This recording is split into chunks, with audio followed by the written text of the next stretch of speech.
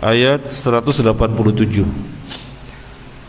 Yas'alunaka 'anis sa'ati ayyana mursaha qul innama 'ilmuha 'inda rabbi la yujalliha liwaqtiha illa hu thaqulat fis samawati wal ardi la ta'tikum illa baghtah yas'alunaka ka'annaka hafiyyun 'anha qul innama 'ilmuha 'indallah walakinna aktsaran nasi la ya'lamun. Mereka menanyakan kepadamu Muhammad tentang kiamat kapan terjadi. Katakanlah, sesungguhnya pengetahuan tentang kiamat itu ada pada Tuhanku. Tidak ada seorang pun yang dapat menjelaskan waktu terjadinya selain Dia. Kiamat itu sangat berat huru-haranya bagi makhluk yang di langit dan di bumi. Tidak akan datang kepadamu kecuali secara tiba-tiba. Mereka bertanya kepadamu seakan-akan engkau mengetahuinya. Katakanlah Muhammad, sesungguhnya pengetahuan tentang hari kiamat ada pada Allah, tetapi kebanyakan manusia tidak mengetahui. Yas'alunaka, mereka bertanya kepada kamu Nabi Muhammad SAW. Siapa yang bertanya kepada Nabi? Al-mukadzibun, para pendusta, orang-orang yang mendustakan Nabi. Jadi yang bertanya adalah orang-orang kafir. Yang bertanya adalah orang-orang kafir. Pertanyaannya apa? Anis sa'ah ayyana mursaha. Mereka bertanya tentang hari kiamat kapan terjadinya. Orang-orang yang mendustakan Nabi bertanya kepada Nabi tentang hari kiamat kapan terjadi. Mata waktu alladzi taji'u bi, kapan datang waktunya kiamat tersebut. Wa mata tahullu bil khalqi, kapan kiamat akan menimpa makhluk. Pertanyaan orang-orang kafir. Nabi disuruh menjawab, qul innama ilmuha 'inda rabbi. Katakanlah wahai Muhammad sallallahu alaihi wasallam, sesungguhnya pengetahuan tentang kapan datangnya hari kiamat itu ada pada Tuhanku. Innahu ta'ala muhtassun bi'ilmiha, hanya Allah saja sendirian. Hanya Allah saja sendirian, tidak ada yang lainnya siapapun yang tahu kapan datangnya hari kiamat. Kenapa? La yujalliha liwaqtiha illahu, karena Dia azza wa jalla tidak pernah memperlihatkan, tidak pernah menjelaskan kepada siapapun. Tidak pernah menjelaskan kepada siapapun kapan datang hari kiamat. Termasuk kepada para malaikat tidak, kepada Nabi SAW tidak, kepada para malaikat juga tidak. Sehingga ayat yang berikutnya disebutkan sakulat fis samawati wal ardi. Apa artinya sakulat? Arti sebenarnya sakulat, sakil, apa sakil? Berat bagi langit dan bumi. Maksudnya itu perkara yang berat bagi penduduk langit dan bumi. Jadi malaikat saja tidak tahu kok menggunakan sakulat, berat. Itu perkara yang berat bagi penghuni langit. Disebutkan berat karena saking tertutupnya perkara tersebut bagi malaikat. Untuk memudahkan pemahaman begini, anak TK dipanggil, kemudian ditanya, Dek, tolong sebutkan rumusan sinus kosinus tangen. berat bagi anak TK. Artinya apa? Berat bagi anak TK. Ditanya tentang masalah sinus kosinus tangen. Saya sendiri nggak tahu, Pak Salim tuh yang bisa tuh. Ya. Jadi anak TK ditanya berat apa tidak? Berat. Apa maksudnya berat? Sangat tertutup sekali perkara demikian bagi anak TK. Nah, demikian pula tentang hari kiamat kapan datangnya, berat bagi penghuni langit. Artinya apa? Sangat tertutup. Jadi para malaikat saja nggak tahu kapan datang hari kiamat. Nah, kalau para malaikat saja tidak tahu, demikian apalagi penghuni bumi. Kenapa? Allah tidak pernah memperlihatkan kapan datangnya. Nggak pernah. Kemudian la ta'tikum illa baghtah. Tadi disebutkan tidak ada yang tahu kapan datangnya. Sekarang Allah menyebutkan la ta'tikum illa baghtah. Kiamat tidak akan datang kepada kalian kecuali baghtah, dengan cara tiba-tiba, tidak pernah ada yang menduga. Jadi ini menunjukkan penguatan, gak ada yang tahu waktunya kapan datang. Dia datangnya tiba-tiba.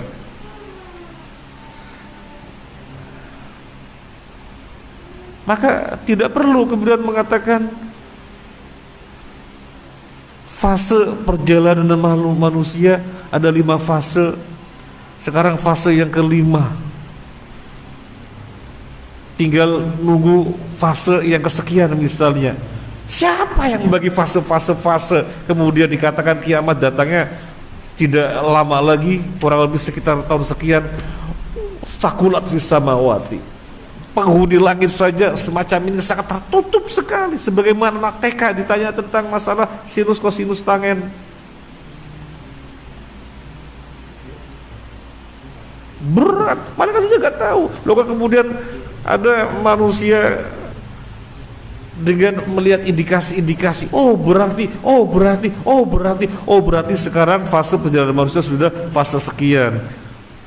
Sekarang tinggal nunggu fase yang ini. Kemudian akhirnya ada yang menyimpulkan, wah, corona ini, pandemi ini termasuk tanda-tanda yang sebentar lagi kiamat akan datang. Dan seterusnya. Ya nggak boleh disimpulkan begitu.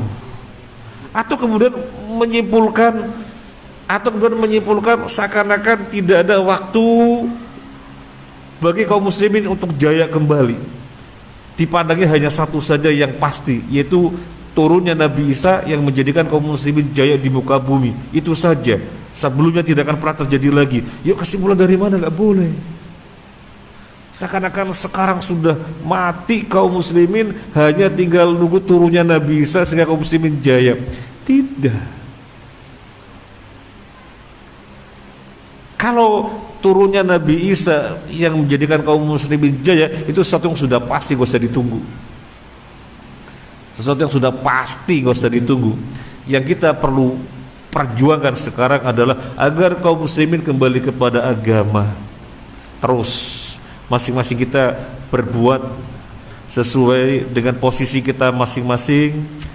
Yang di rumah tangga sebagai suami, sebagai istri, dengan keluarganya, ketika bersama tetangga menyebarkan dengan tetangganya, saudaranya, dan seterusnya sampai skala yang besar, yang luas, agar semuanya kembali kepada agama. Nanti Allah berikan kejayaan kembali. Bukan sudah tertutup sehingga seakan-akan tinggal satu lagi turunnya Nabi Isa. Memang ada yang tahu kapan kiamat datangnya. Seakan-akan sudah dekat sekali sekarang. Indikasinya ini. Gak boleh. Sekali lagi, penghuni langit saja, mereka sebagai makhluk yang dipersilakan mengerti perkara-perkara gaib. Malaikat Jibril yang diperlihatkan perkara-perkara gaib dan disampaikan kepada Nabi, berat bagi mereka. Artinya tertutup sekali perkara ini. Loh, kok ada orang berani nebak-nebak? Ini perkara besar. Kemudian yas'alunaka ka'annaka hafiyun anha. Diulangi lagi. Padahal di atas sudah disebutkan. Mereka bertanya kepada kamu kapan datangnya kiamat, dan Allah Azza wa Jalla ngajari. Jawab Muhammad, gak ada yang tahu waktunya kecuali Allah Azza wa Jalla. Penghuni langit pun berat di dalam masalah ini. Dia datangnya tiba-tiba. Kemudian diulangi lagi. Mereka bertanya kepadamu kapan datangnya hari kiamat, seakan-akan kamu adalah expert, orang yang ahli, orang yang menjadi rujukan dalam masalah ini. Padahal mereka bertanya bukan untuk ilmu. Mereka bertanya untuk ngejek. Gak ada artinya mereka bertanya, ngejek. Kata kamu kiamat sudah dekat, kapan? Jadi sudah untuk ngejek. Enggak ada manfaatnya mereka bertanya. Apalagi nyata-nyata Nabi di atas sudah menjawab. Enggak ada yang tahu waktunya kecuali Allah, kok ditanyakan lagi? Seakan-akan Nabi adalah orang yang ahli di dalam masalah ini. Nabi tidak tahu, penghuni langit tidak tahu. Kemudian diulangi lagi, katakanlah wahai Muhammad, sesungguhnya ilmu tentang kapan datangnya ada pada Allah, tetapi kebanyakan manusia tidak mengetahui. Walidzalika harasu ala ma la yanbahi al-hiras alaihi wa khususan mithlu hali haulil ladzina yatrukuna as-su'al 'anil aham wa yad'una ma yajibu alaihi min al-ilmi thumma yadhhabuna ila ma la yasabila li ahadin ay yudrikahu wa lahum mutalibuna bi'ilmihi walahum mutalabuna bi'ilmihi. Apa yang dimaksud dengan tetapi kebanyakan manusia tidak mengetahui? Apa maksudnya? Tetapi kebanyakan manusia tidak mengetahui. Maksudnya bagaimana? Walakin aktsaran nasi la ya'lamun. Tetapi kebanyakan manusia tidak mengetahui. Maksudnya apa? Maksudnya apa? Maksudnya kebanyakan manusia tidak berjalan sesuai dengan ilmu yang semestinya. Sudah jelas kiamat itu rahasia Allah, gak perlu ditanyakan, tapi terus ditanyakan. Berarti menanyakan sesuatu yang sudah tidak ditanyakan. Sementara perkara yang wajib yang sesudah mereka bertanya karena wajib belajar malah ditinggalkan. Nah, ini kebalik.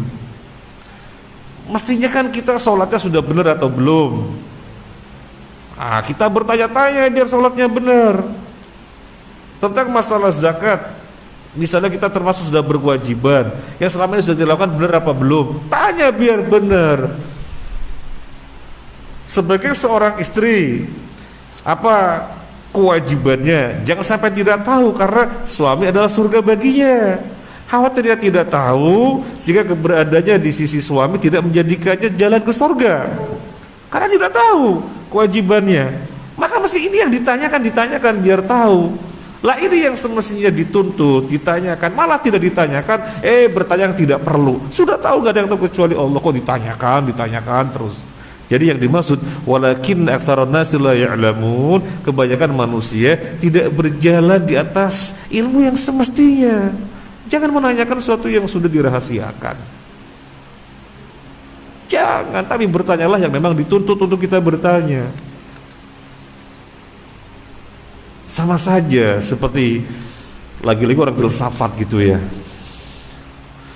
Kita itu capek hadapi mereka, karena kita ada di dalam satu grup nih, macam-macam gitu ya. Kita jelaskan tentang Allah, karena terjadi perbincangan maka kita sampaikan urun rembu, sampaikan. Muncul dari mereka yang mengajukan pertanyaan, Allah kan maha kuasa, artinya apapun yang dia kehendaki pasti bisa terjadi karena Allah maha kuasa. Sekarang pertanyaannya begini, apakah Allah mampu menciptakan barang yang dia sendiri tidak mampu mengangkatnya? Pertanyaan model apa? Allah kan maha kuasa,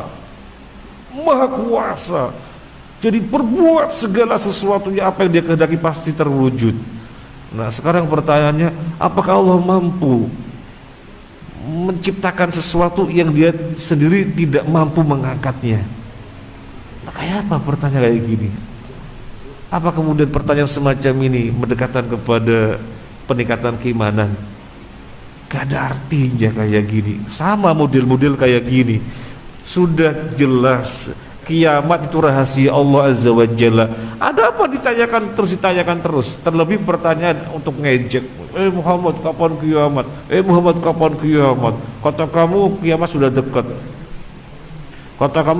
sudah dekat.